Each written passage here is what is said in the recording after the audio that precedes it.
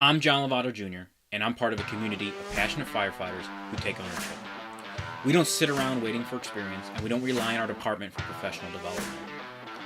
You see, we understand that the more we invest in ourselves, the better off our career and our lives are going to be. Because we're influencing people as opposed to forcing them, people who have never been taught the benefits of being into the job, we have to do things differently. We know what works because it's been modeled by great firefighters before us. It's just not understood by all, so we have to put ourselves out there to be judged. Put yourself out there, ignore the naysayers. They tell you you're doing the impossible, yet it works. Being in the job is actually what builds morale and performance. We are culture changers. We are bringing back the senior man culture. We are Brotherhood Coaching.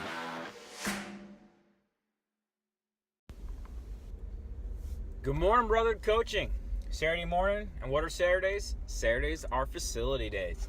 So we'll be heading out to our training field, hopefully get some coverage. And it's funny because, I was doing, my morning readings and I do a little journaling. And, what came to mind was how one of the things I learned when I was reading was talking about how we need about 7.5 hours of sleep and different ways to actually obtain it. Setting alarms on your phone and the benefits of it, because a lot of times we don't realize if you're not getting enough sleep how you're operating. And to me, I started thinking about the way I used to eat and how I would feel. You think that's the status quo, that's normal, but you start eating cleaner, you start eating better, and all of a sudden you feel better and you have more energy. So it's like, all right, maybe there's something to the sleep thing. Now, working shift work like we do, it's not always attainable while on duty, and having small kids, it makes it more challenge. But I'm going to try to make it a goal to hop in bed sooner with it. But it kind of shows that any level of performance can really become status quo. So you constantly have to be kind of pushing yourself and challenge yourself if you want to try to achieve optimal results in anything. So to me, sometimes it gets the routine of training. If we're doing the same training over and over,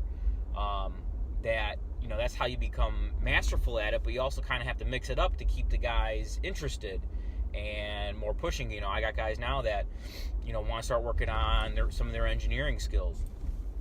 And with my department, you need 3 years in each rank to promote. So while some may disagree, hey, it takes a lot longer for promote, that's the system that we've got. So I'm not going to hold anybody back. That's how our contract states. I'm just going to help them get try and give as much information in the years that they're in the rank as possible. So today we're going to be doing a lot of go out there, maybe do a workout at the training field, and then do some drills with pumping and getting a water supply, and probably throw in some little hose line management, some of my favorite.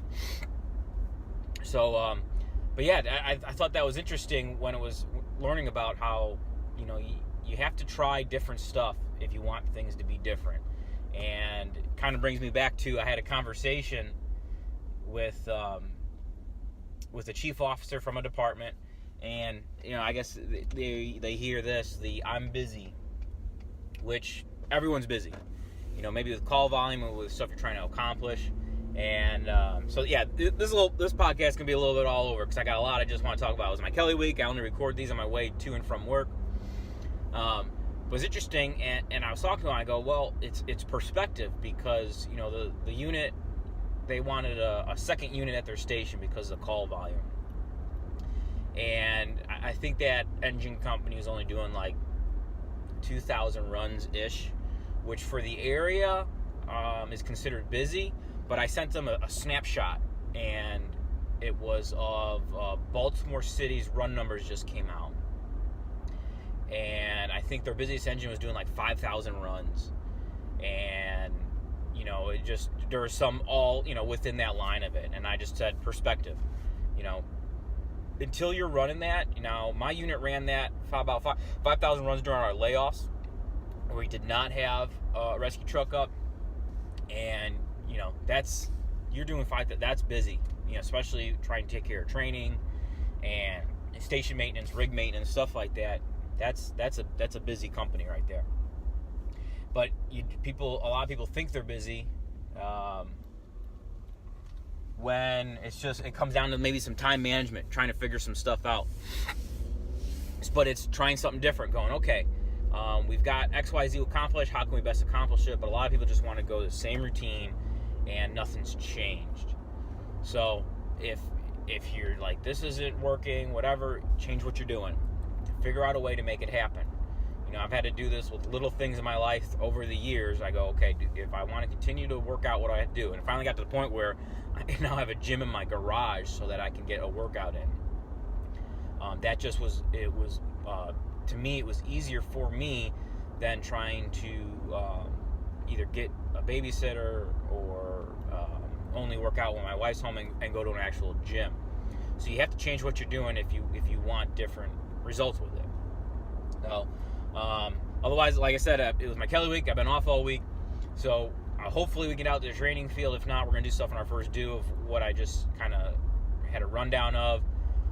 But, one of the habits that I had to change was I used to always try to stay connected with emails through work, and I had to stop.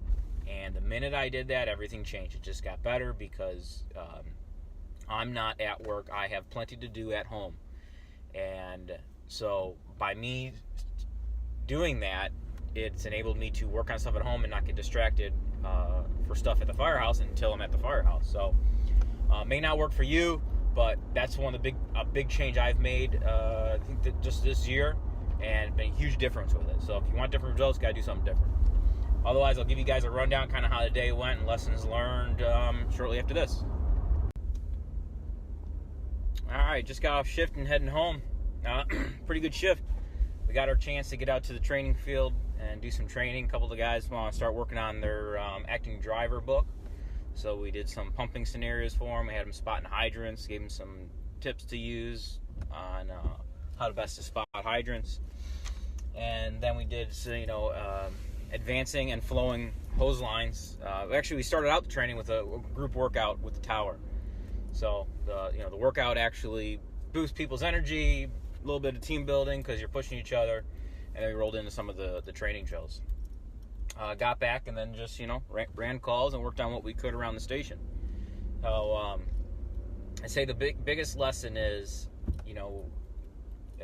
most firehouses we got 3 shifts. Some departments maybe more, some maybe less, and so you have a diverse group of individuals coming and going at the station. So you're going to have some personality clashes.